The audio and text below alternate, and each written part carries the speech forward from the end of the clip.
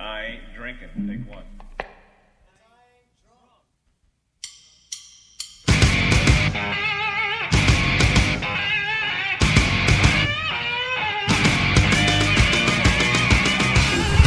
All right, welcome back to Pub Wisdom. Dan is back. Dan, the journalist. It's been a few months, really. Yeah, so we've been trying to get things going again and try to get the frequency up. But what I'm doing tonight, we're just kind of bringing it right back around to the very beginning, where you and I just sat down at the table over there for the TV, and we just kind of did what we did and just talked about a variety of things. And from there, we've grown, gotten better, equipment's gotten better, lighting's gotten better, pub table.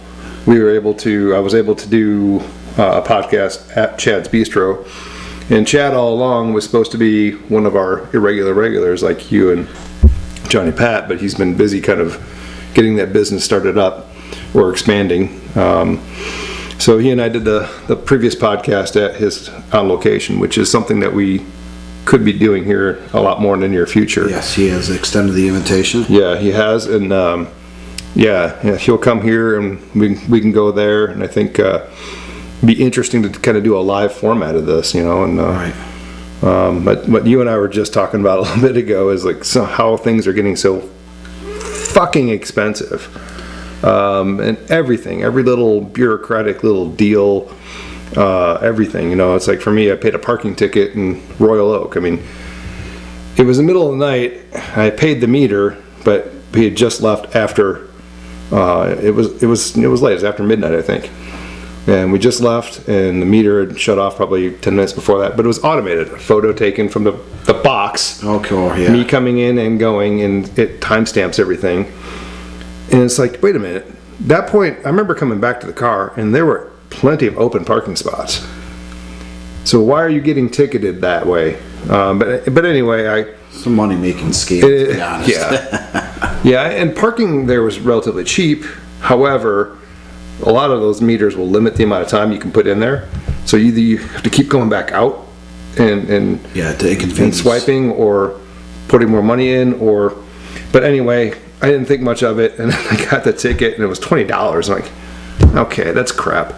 I set it aside and it got lost in the shuffle, and I got another one in the mail. I think it was like $65 because I missed the court date for it, and I'm like, holy crap. Court date for a parking ticket? Yeah, I mean, this jumped up exponentially. And then again, by the time I go to pay it, it's over $70 because there's additional fees on top of the processing fees, on top of all these other fees, paying through a third party.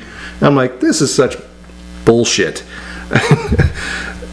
Any entity out there can take your money in seconds, boom. But when it comes to getting your money from these financial institutions, 5 to 10 business days, and then it goes through the snail mail and a check, and it's like, well, they do the best to hang on to that money while they have it usually invested in something, so they're still grabbing interest or whatever on it. And it's just, everything's a money racket nowadays. And like you were saying earlier, we left a grocery store. Couple bags, like $100 or more. I mean, yeah, I went to Meijer here in Michigan a couple weeks ago. It's like 3 or 4 small bags, $113. Literally, what I bought, about miscellaneous stuff, but this would have been probably $60 to $75 a couple years ago. It's crazy. Things that were costing $5 are costing $10. Things that were $4.99 are costing $11. $3 is $8. It adds up. It almost literally doubles your bill. Mm-hmm. Just like that. Has our rate of pay gone up in that same rate? No one's. I mean, no. The squeezing of the middle class around the globe has continued. Yeah, and it's unfortunate. We're the ones that get duped into the paying into taxes with our income. And that's something that was established, I think, before World War II, around World War II, to pay for a war effort. And was supposed to be taken back afterwards, and it just stayed with us. And now we accept it as normal. And not only do we get taxed on the money that we earn, then we get taxed again on the money we spend, It's just, there's every, and then we get taxed on money we save, whether we put it in savings or some sort of 401k or whatever, or and we get taxed if we pull it out early. And it's like, that's all our money, and it's getting taxed in all directions. And it's like, It's a racket. it's a racket. Where's that all going though? I mean, whatever happened to no taxation without representation kind of thing, man? It disappeared. $100 or what are they, $200 toilet seats and stuff like that.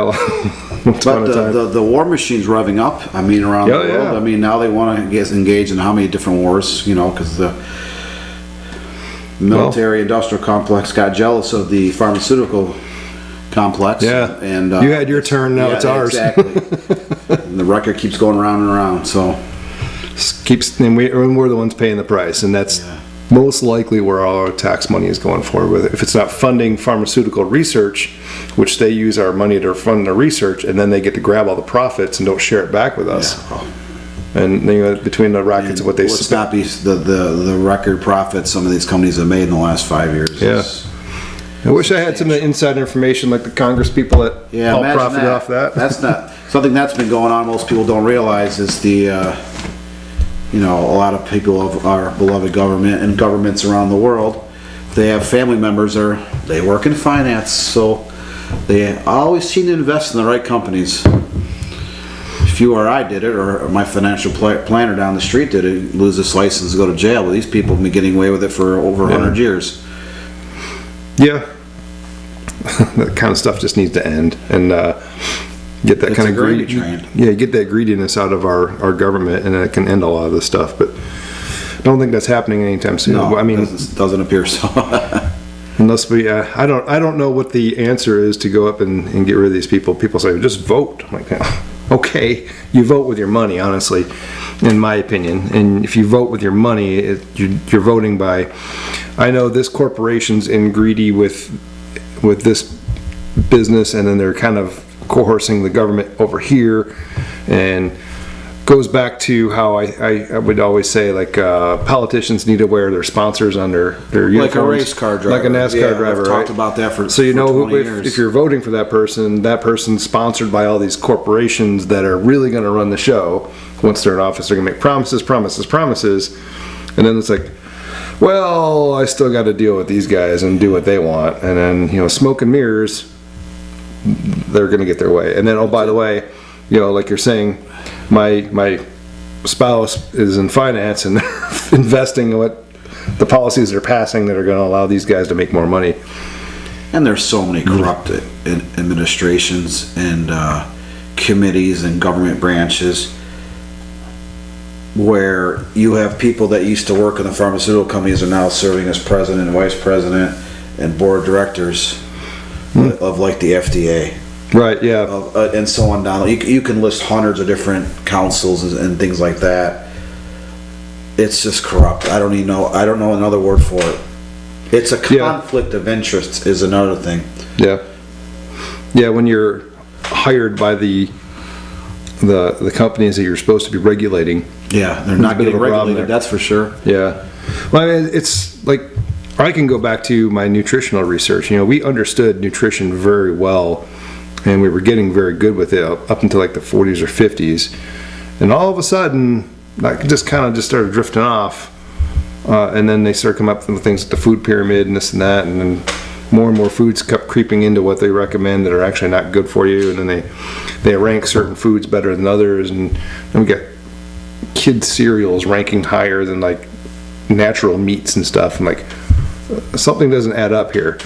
What's going on there? So you can kind of tell the more processed the foods are, the worse they are for you, but they should not make it a high up in a nutritional chart. You have kids, start reading those labels in cereal boxes, the amount of corn syrup and chemicals and sugar and The dyes. Sugar and the dyes, yeah. Carcinogens, right? Yeah. Cancer causing agents. No, our FDA, red 40, that's good again. It was outlawed, and it came back. And I remember an M&M's commercial years ago. We even brought the red ones back. There are so many different types of foods and things that we drink here in the U.S. that have been banned around legions of countries around the world. Completely banned. Mountain Dew.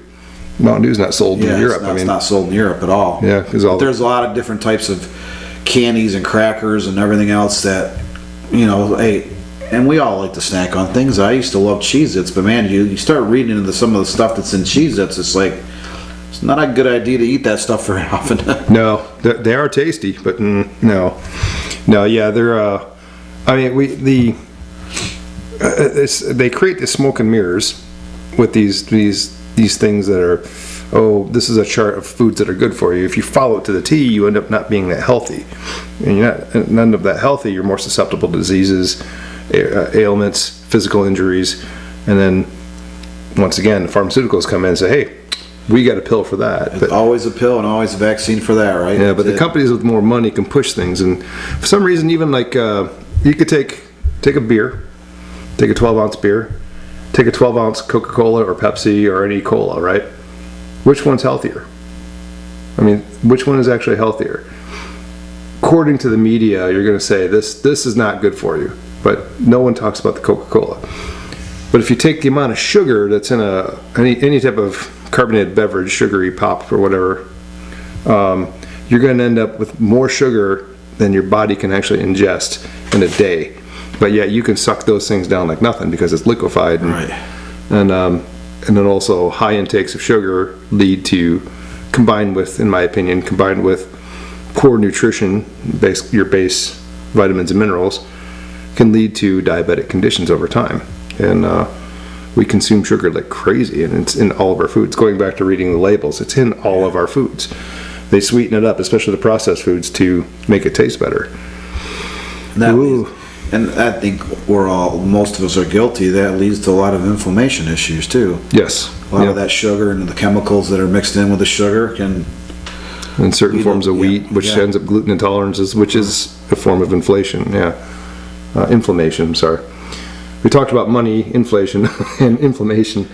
Funny how they're both kind of enemies of our bodies and our minds, but our government institutions that are we the people are kind of allowing this stuff to affect us, and it's because people by and large have lived in ignorance. True. You understand the connections, the pyramids, everything's connected, from the banking families and the banks to investment firms like BlackRock and Vanguard. These companies both are worth over $13 trillion and rapidly climbing, to all the food companies that they own, and it just keeps branching down, and then the connections of the bloodlines and the business lines of some of these corporations, and it's like a spider web. It's global, but they own and control a lot of different things. So at the end of the day, and most people want to be entertained. They don't want to sit there and read a label of their cereal box, right? Or look at what's in your meat. But we can go to the George Orwell. There's a real nice quote. I would try to bring it up out of my head and I would butcher it, but it has something to do with keeping people fed and entertained.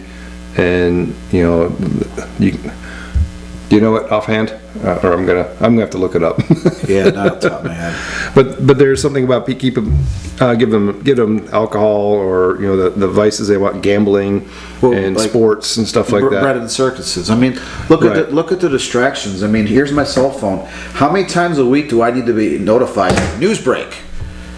Taylor Swift and Kelsey are holding hands at a restaurant in Kansas City. I don't care.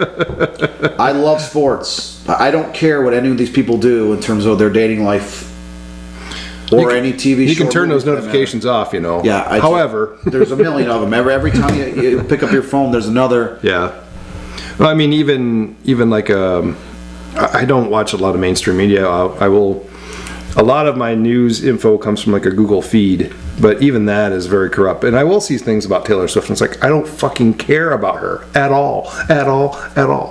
But yet somehow she keeps getting pushed up front and center. I don't look up anything on her. I don't care about her. I even like the way she looks. She's not that hot. I mean, but for some reason, Swifties are all crazy about her, and yet Google thinks, well, that's popular. Let's just push that more on people, and it's feeding those algorithms that are crammed down your throat. It's just a distraction. Yeah. What's going on in the real world versus all this crap, and it is crap.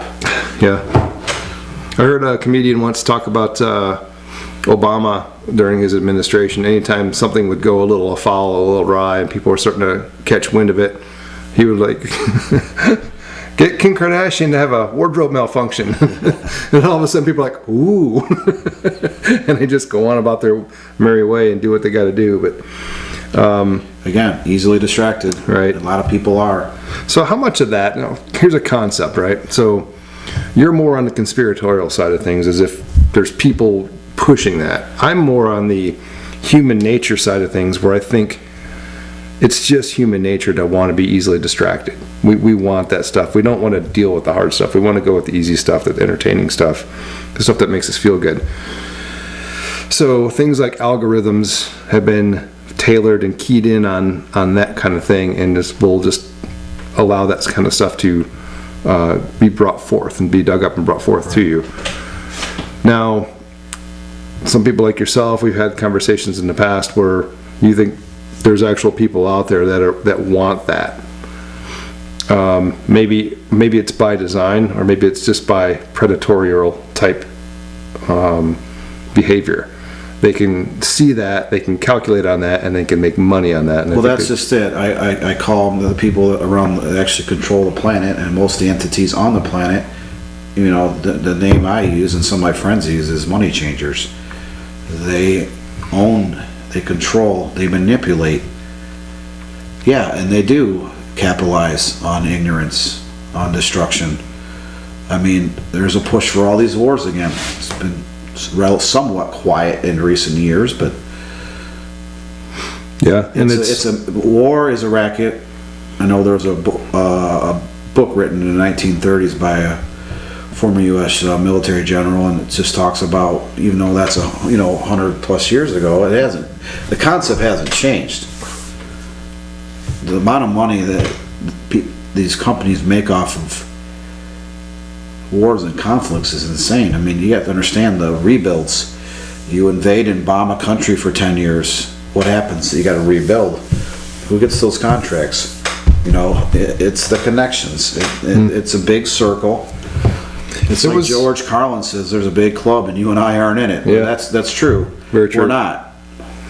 If you're not a philanthropist, a politician, a billionaire or trillionaire type, involved with a lot of entities, you're not in that club. Yeah, I often refer to George Carlin as the Socrates of our time. Very smart man. Yeah, he's very smart. He was very smart. He was able to link a lot of these things together and divine probably what was very accurate or close to the truth as possible. I mean, he did it in a funny way that we all could appreciate, but it's like, it makes you laugh. You're like, Makes you think. Yeah, it makes you think, which is probably the most important thing, and that's making you think, and that's kind of why I relate him to Socrates, who just... Well, to be a comedian, just to switch gears for a minute, you not only have to tell jokes that are relevant, keep people engaged, but the mannerisms and the facial expressions and the pauses sometimes are what makes comedians really, really funny. Comedic timing, yeah. George Carlin was a master of that. Mm-hmm. His facial expressions and his pauses and some of his catchphrases were brilliant. And was he spot on? I know he's been dead for, 10, 15 years now? He had a heart attack. Too early, but Yeah. I know he's in his 70s, but yeah, it was maybe 10 years ago now. Oh. Yeah, he was one of a kind. I mean, he was a brilliant guy. Super smart. And I think a lot of comedians have to be, the ones that are good have to be very intelligent, even the ones that don't seem like it. They have to be, and their observation skills are through the roof. And when you have a guy like George Carlin, or any of them, they've been doing it a long time, and that is their job. Well, you're not working a 9 to 5. Your mind's not boggled down with your job 9 to 5. He's got all that time during the day to observe things and look at the world and piece all this stuff together, and then craft it into a comedy sketch, and just wow, and I believe I remember looking up like IQs on people, and I believe his IQ was like 155 or something like that, so well above the genius level. Yeah, you do have to sit back and observe mankind in societies and cultures and current events and read through the lines and pay attention. And he was one of those rare breeds that could do all that, bring it on the phone, he had the mannerisms, and he was funny with it. And like they say, there's a a little truth to every joke, and that, you know, and where if it's not true, it's not going to be very funny. And I think that's very true. Just with a lot of jokes in general, you're not going to get a lot of people to laugh on something that's just untrue. You're just going to look at them like, well, that's not right, you know. But jokes aside, so to go back into the whole money system, we're paying for everything dearly. I recently had a minor car accident where I was driving down the freeway rush hour, and the lane was slowing down already. It was, you know, probably down to 35, 40, but everyone locked up in front of me, and I hit the brake so hard and spun a little bit, and the car in front of me tilted a little bit, and I dinged. Small little dent. You can only see it was on the logo of a hatch. And I pulled over because I thought the lady in front of me had hit the lady in front of her. She was a little shooken up, but she said she was fine, and we pulled over, and I talked to her, and she said that the lady in front of her, she missed her by an inch. And I was gonna try to get a picture of the plate. And I remember it was a burgundy vehicle, but it took off. And of course, the guy that was behind me went around us and laid on his horn and flipped everyone off in unison, and kept going. Nice guy. So it wasn't going to stop. But so I'm the one that pulled over, made sure she's okay. Did I ding her? Yes. Do I understand state law, insurance law? Yes. I used to work in the insurance industry, so I understand a lot of these things. But so we got off the freeway, went and parked in a kind of an office complex nearby, and her brother-in-law suggested we call the police, so I didn't have a choice, even though I didn't feel like it was much damage and there was no physical injuries. They called, and she explained to the cop 9 times that I was nice enough to pull over. I barely touched her, and he was like, "Did you hit the lady in front of you?" And she says, "No, I don't think so. I think I missed her by an inch, but she took off." And of course, the cop had to write me a ticket. He said, "Because there was physical contact, I have to write an infraction." Okay, it's fine. He says, if you want to fight it in court, you know, go ahead and go on there. It's going to be on Zoom. So I went through the process a couple days later and got something in the mail a month later, and then I recently had a Zoom court date, and I had to sit through 7 or 8 cases beforehand. And listening to the magistrate, the judge was just lecturing everybody. And the lady in front of me, she was really upset because she's like, I understand that I had an accident, but the other guy lied. I have a copy of the dash cam. He completely lied to the police officer. And she wouldn't hear it. She wouldn't hear any of the cases before that. She was just shuffling through and giving everyone lecturing like you're a 4th grader. And then you got 48 hours to pay your fine. Of course, I got mine knocked down to impeding traffic, but it's still just a legalized racketeering. I mean, everybody's going to end up paying a fine, and that record's not getting, it's going to be listed as an at-fault accident, even though I dinged somebody. I can't imagine it costing that much to bend that little bit of out, but you know, long term, my insurance is going to go up for being the nice, honest guy. I could have taken off. But the lady that was in front of her, she kept telling the police officer, she kept lifting her phone, was Snapchatting or something, you know, in the car, and then in rush hour traffic, laid on her car, because her car went almost like sideways, like pointed towards the ditch on the side of the freeway.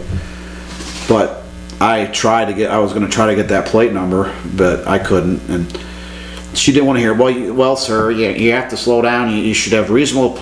I understand, but when everyone locks up at the brakes at the same time, chances are someone's going to touch someone else on the poor sap, and she didn't want to hear it. She didn't want to hear anyone make their plea, and then the officer, these guys don't remember. They deal with 100 different cases a week. They're going just through their paper files. Yeah, and he was nice enough. He was like, I wouldn't mind. This individual has a great driving record going back a decade, but still, I ended up paying the fine. Not as bad as it would have been. But in the long term, I'm the one that was not doing it wrong. It was someone texting and driving or Snapchatting and caused a multi-car slamming, and I'm the only one that touched someone else. So at the end of the day, I'm the one that pays the price. So yeah, it's just those things that get slapped on you. You're already paying too much for gas. You're paying too much for food and drink and everything else. And it's hard to budget in society because I don't have I don't have another income coming in of a spouse, and yeah, things are getting tight for a lot of people. And it's as if market forces just keep rising without raising your pay until things will just start collapsing, and it's feels like we're kind of hitting that mark where a lot of people they're getting tight. It's getting real tight. You don't want to spend any money because guess what? I mean, everything else has gotten so expensive. Yeah. Now the other day, was it Friday? I was driving back from Plymouth here in Metro Detroit, western suburbs, and what do? I pass a lot where they were unloading Christmas trees off some, extended trailers and some pickup trucks. Some people are putting up those lights, because it's the time now. People are going to start buying and setting up Christmas trees over the next 2, 3, 4 weeks. But the way inflation is right now, I mean, people aren't going to be able to afford a lot of gifts or a lot of expensive gifts. It's just, you can't do it. No. Do I spend all that money at Christmas, or do I not eat?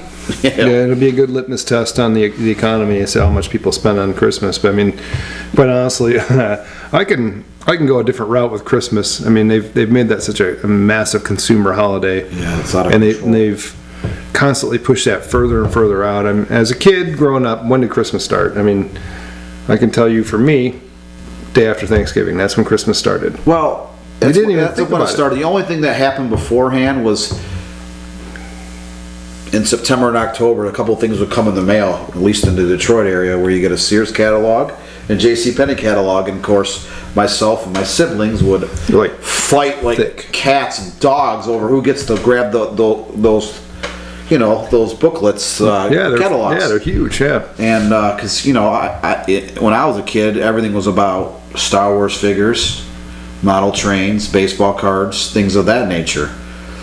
And my brother had some other interests, my sister had some other interests, but we would fight over those because you were going to those sections, and that day it came in the mail, you were grabbing a piece of notebook paper out of your pad, out of your notebook keeper, whatever was that? What was the name of the notebook? Trapper Keepers? Trapper Keepers. Yeah. Trapper Keepers. You would get a fresh piece of paper out and you'd be writing down word for word exactly what it said in the catalog, because you wanted to make sure that Santa Claus and your parents knew exactly what you wanted to the letter or to the number. My brother was basically building spreadsheets on that beforehand. It was like, this is the catalog, the page, the part numbers, and blah blah blah. It was just like SKU numbers, and he had everything right down to the price at the last thing. I'm like, oh my god! Yeah, I mean, he made it so. I was much younger than him. I'm like, I got to write all this stuff down.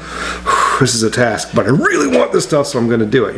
Yeah, I remember making sure it was as detailed as you get. Writing big block letters like, I want these action figures and these model train pieces, and the number and everything, because I want to make sure that my parents had that list, and so did Santa Claus, because I want to make sure I get the right. Sometimes you had to write out two of them, right? You had to write out one for Santa Claus and one for your parents, and then maybe even one for another family member or whatever, grandparents or whoever. My grandparents didn't. That all started the day after Thanksgiving for me. Okay. So it was Thanksgiving dinner, and then when it was done, it's like, all right, kids, go get the catalogs. And then we were busy with that all night. Oh yeah. And then parents and aunts and uncles were watching the Lions lose. Because that was tradition. But nowadays Christmas has been pushed all the way through November, to the beginning of November, which is butts right up to Halloween, one of my favorite holidays, and even before Halloween now. I mean, some stores are putting stuff up like a week before Halloween. Oh yeah. I went to a couple Meijer and a Walmart here in the last month, and it's like October, 6-8 days before Halloween, they still got out Halloween decorations and costumes and candy. The next aisle over, they already got Christmas decorations. Yeah, it's usually like they take the Halloween stuff and just throw it in the corner. Right, the discount. And it's all piled up. It's like there's a week or two to go before Halloween, and you're still you're getting rid of it, and you're making space for Christmas stuff. I'm like, please stop. Please stop. I walked into a store the other day, and the first thing I heard in the loudspeakers, "Let me hear those sleigh bells." No, no, stop it now. Go away. So my daughters are funny. They, my oldest will tease me because she knows I hate Christmas before Thanksgiving, and so she starts singing Christmas songs in October. And for 1 year for Halloween, I made a gravestone and I put her name on it and sang Christmas songs in October. And my little one, though, she's kind of on my side now. So even this year, as we're going through some stores and stuff, she sees Christmas stuff out, and it's still October. She's growling at it like a little dog. Like, "Arr." I'm like, "What's up? Christmas stuff is out." I'm like, "Oh, all right, that's my girl." But it just needs to have its own time. I mean, functionally, we spend 2 days in Christmas Eve, Christmas Day, and that's great for a lot of family, extended family, or even split family kind of thing. So you can work 2 days out on that. No other holiday has that. Christmas already has 2 days, right? And you basically take the entire month of December and taking over November, ignoring the turkey. Come on, man. Thanksgiving's a holiday. Yeah, I think the turkey is getting robbed at these current times.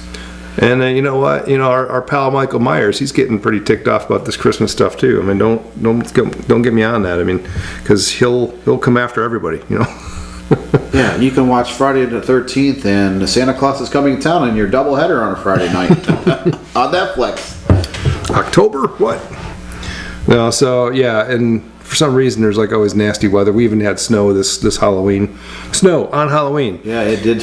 And now it's like back in the 50s, right? It's like, Michigan. Yeah, we're in November and it's back in the 50s. Like, where did this happen? It's been nice the last week. I mean, in the daylight, it's been hardly any clouds in the last few days, and it's been nice. I'm not complaining. I hate winter. But speaking of bureaucracies, this is just how inept our government is, or just doesn't care, or wants to keep us complaining about something. Can we get rid of daylight savings time, please? I think it's pretty much unanimous across left wing, right wing that no one likes it anymore. There's no reason. I have not heard one good argument to keep daylight savings time. Do you know of one? Because I don't. No, they've been discussing this with regularity in recent years. About how long does it take? Everyone go, do we want it? Yes, no. It's like, because it's done. It's not in every state. Like my sister currently resides in Phoenix, Arizona. They don't have daylight savings time good for them. In Arizona and New Mexico, but a lot of states have it. Well, what does it really serve? I'm not sure. Here in Michigan, we're halfway between the equator and the North Pole. So in wintertime, it gets really dark really early. And when you move that clock an hour back, now it's getting dark right at 5 o'clock. So those of us that work regular jobs, 9 to 5-ish, you're getting home and it's dark. So you can't do anything outdoors. I was standing in my driveway the other day at 5:30 and it was getting dark. I mean, and mid-December at 5:05, it's pitch black out. I mean, it moves pretty quickly. It's a special kind of dark here too, especially when the Great Lakes gray cloud moves over the state and just blankets everything. You don't get any moonlight, no stars, nothing, and it's just dark.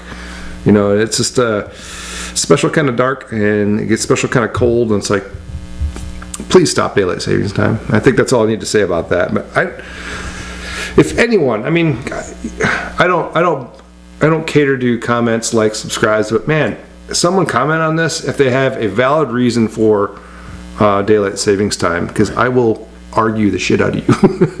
I'll respond nicely. I'll be nice about it. But no, I mean, give me one good reason for it. Because I think about like in June, like mid to late June, pushing into July, around the 4th of July, in Michigan, it's like light out to almost 10 o'clock. Yeah. And I also ask myself the question, is that really necessary? I mean, it doesn't, at the end of the day, it doesn't make a lot of sense. No, when you got little children and you're trying to get them to sleep, they don't want to go to sleep when that sun's out. Yeah, if people want to watch fireworks in late June, early July, they want it to get dark out. They don't want to watch, I'm not a big fireworks person, but a lot of people it's got to be dark love for them. it. It's very important to them, and it's kind of hard. You have to wait till 10:15 to light off fireworks because it doesn't get dark out. So the daylight savings time, I think long term or even the short term, I think that's something that might become of the past, really. It may not. Maybe it should already be. There's no reason for it. It's a digital switch. Click, done. No more. It's like, why can't we just decide on this now? I mean, kills me. Anyway, that's a little thing. That's a little thing, and I'm getting worked up over it. But anyway, what else, Dan? What's bugging you? Or should we cycle back around to any of the subjects we touched on earlier? You know, other than the fact that everything costs so much money right now. Yeah. Well, I mean, one thing that did pop in my head, and I saw a flash of news, probably a YouTuber put this together, and if someone puts it in writing and says so-and-so said this, or the president said this, or some famous person said that, I tend not to, I'm very skeptical. But if I see them in video, actually the words coming out of their mouth, and they're stating something, that's hard to fake. Granted, that's starting to happen where deep fakes are happening. But when you have the president of the United States saying that this war is going to be good for jobs in Arizona, and he's on the camera in a speech saying this is going to be good for you because we're emptying our warehouses of military stores and we're shipping that over to these other foreign countries, and you guys are going to get jobs restocking those shelves. Wait, what? What's more important, loss of human life or just some jobs to make more bullets and bombs? We're losing something there. We're just losing something in the process. There has been a disconnect for a long time. And people don't have any empathy about human life. It's like, it doesn't matter, like, excuse me, like, what goes on overseas. At the end of the day, people are still dying. Women and children are dying. Young people are being maimed, handicapped for life, over something that has nothing to do with them. Right. It's always the innocent people that are affected. Right. I don't see too many politicians and their kids and grandkids lining up to join the military or whatever country they reside in. But the common folk, the poor folk, the middle class, they're the ones that are sending their kids off to battle. Yeah, sometimes very reluctantly. People make millions and trillions of dollars, and millions, billions, and trillions of dollars, really. I will say this, since I have experience living in other states and other areas. Growing up in Southeast Michigan, we've had the auto industry, and the auto industry keeps a lot of local businesses going. That income from the auto industry has built these tier 1, tier 2 suppliers, and then you have all these small businesses around there that support them, restaurants, whatever, service industry all around that. But when I moved to North Carolina, I was in Asheville, which is very touristy, and they did their best to push away all these industries.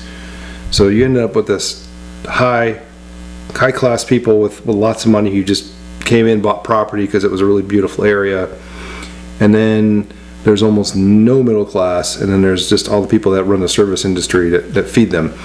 And Asheville had the highest number of degreed people working in jobs that their degree didn't apply for. So basically you had bachelor's degrees people serving you as a server at a restaurant. But a lot of those guys took those jobs there because I just like the outdoors, right? I make enough money just to get a little place here, and I spend the rest of my time outdoors. So it kind of works, but it's not great. But when I lived in southern Indiana, there was only one big business there, and it was Cummins.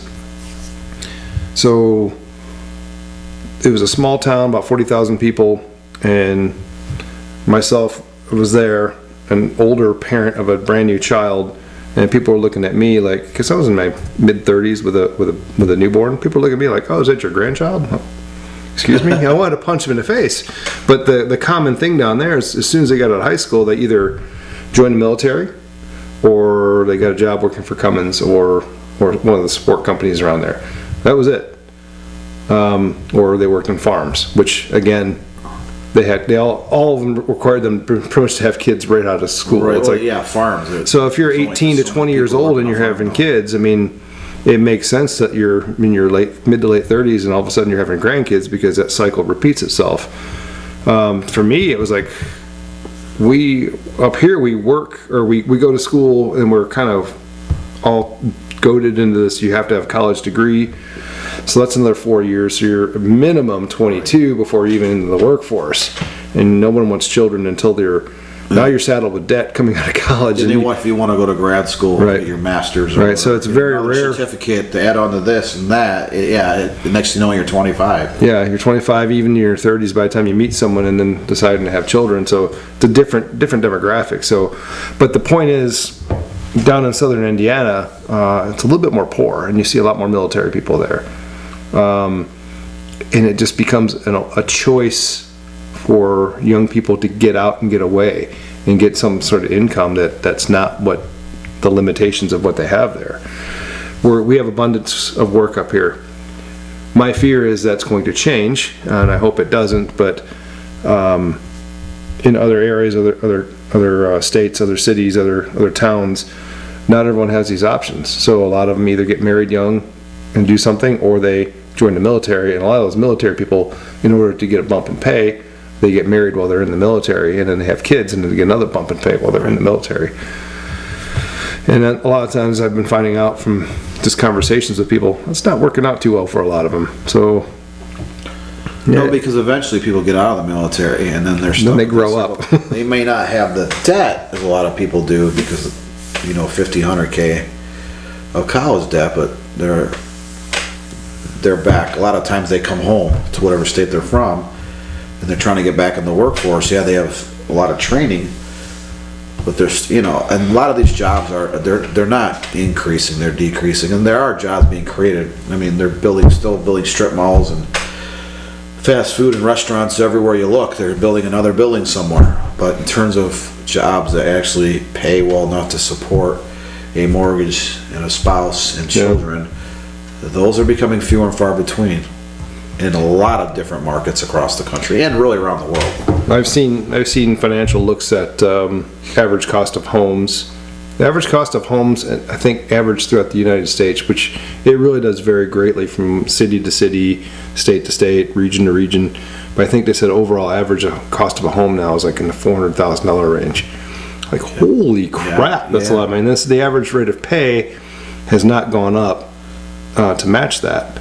So they say majority of middle class now cannot afford an average home. Yeah, it's hard when it's really difficult to find a starter house. Mm-hmm. Like a couple just gets married, maybe they have a kid, or maybe they have a kid on the way and they buy a house. Well, builders like to build the McMansions too.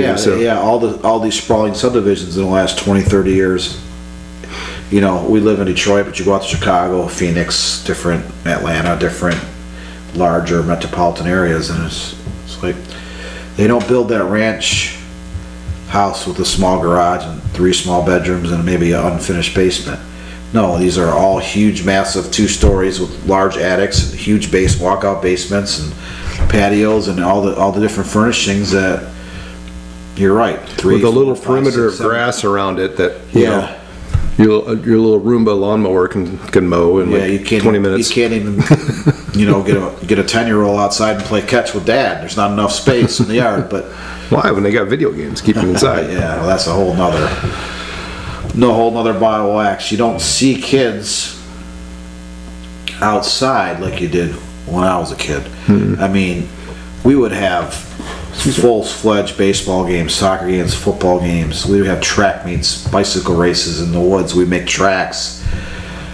We did so many things. And I think back when I was a kid in the 80s, like within a 2, 3, 4 block radius, there were dozens and dozens of kids that were semi-close. So even if all the boys were together playing ball, a lot of the sisters were all over at someone's house, playing with a dollhouse, whatever. And we did activities. Like one of the greatest things was where I grew up, where it got dark out in the summer, and a lot of the parents would be having a couple beers together, and we'd all play Ghost in the Graveyard and kick the can till push the envelope, stay out late as possible. Just 15 more minutes. Yeah. You don't see that anymore. I mean, the amount of kids were out trick or treating this year, at least in my sub, was small. There's another part of it. I mean, the fear driven from news media has gotten out of control, and once again we can go back and forth of which one is which is the cause. Is it the human nature that we are attracted to fear, or is it the fact that news media understands if it bleeds it reads? If it's scary, you're gonna get more viewers, and the advertisers are gonna pay you more for that. But a lot of parents, and quite honestly, I felt it too with young children. It's like they're afraid to let their kids out of their sight because they're going to get kidnapped and they're going to be child trafficked and then blah blah blah. You'll never see your kid again, and it's like, how often does that happen? in reality, how many children do you know, and how many of them have been kidnapped? I know 0, and it's exceptionally low. We overall live in a safer and safer society every year over year. It doesn't seem that way because news media connects us to everything. Your phone connects you with everything. Yeah, you could track Right. people pretty easily. I mean, We get this what the Amber Alerts that hit everybody's phone when and it's sometimes it's even out of state. Like I got one Amber Alert. We're what, 70 miles north of Michigan from the Ohio border, and I remember getting an Amber Alert from some kid kidnapped in Ohio, and like driving through Toledo. I'm like, Yeah. what? Why are we getting this information? You know. But that kind of thing tends to get in people's heads and scares them. And parents, especially, I would say moms more than dads, are usually a lot more panicked about that kind of thing. They don't, I mean, obviously, no one wants to lose a child. Children are precious to us. And, you know, I try to sell mine all the time, but, you know, no one wants to take them. But you're right. I think I don't know if it's a protective thing. Just joking. Gave us up. But, yeah. You know, I've talked to some people that are moms, and they're like, well, we don't go trick-or-treating anymore. We just go to a trunk-or-treat. It's safer. Yeah, it's a lot of fun sitting there at 4 o'clock on a Thursday going from trunk to trunk in a parking lot. Yeah. Yeah, that's a real blast. But you know what? But those are the same moms that when they go up to Meijer at 7 o'clock at night to go buy milk, they're still wearing full-fledged masks. So I regress on that. But yeah, there's kind of the personality too. But why is it safer? Because what? Some urban legend about some crazy person putting nails and spikes and razor blades in kids' food and kids' candy. never happened. And how often does that actually happen? Maybe once or twice in the entire nation throughout our if lives. it's even legitimate. I mean, And no one even knows that. Right. I mean, I can talk about an urban legend, and I, once again, moving around, I've experienced this. I'll just go ahead and say it. Taco Bell. There was an urban legend when I grew up in Monroe that the local Taco Bell, and there was only one in that town at that time, that it was shut down for a while, and then it reopened, and people are like, oh, well, there was an employee that put feces in the meat. And I'm like, oh, and that's why they shut it down? I was like, yeah. I was like, oh gosh. So when I moved away, I heard about that same story at another local Taco Bell. Yeah. And then I moved to another state and heard about another Taco Bell and another one. And I'm like, wait a minute, the same story is going around and around. But if you look up the news, you can't find that anywhere. So it's an urban legend that made its way around from state to state, city to city. How rumors can not only spread but stick. So I don't even think it's true at all.